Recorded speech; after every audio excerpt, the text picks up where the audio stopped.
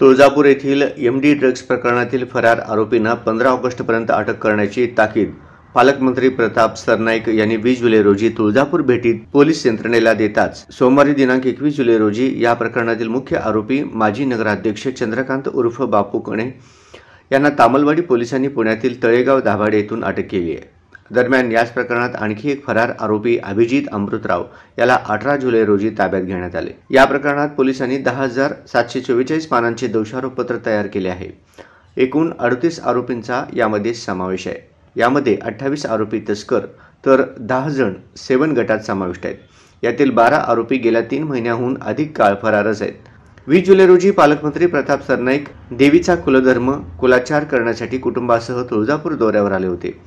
यावेळी त्यांनी पोलिसांकडून ड्रग्ज प्रकरणाचा सविस्तर आढावा घेतला।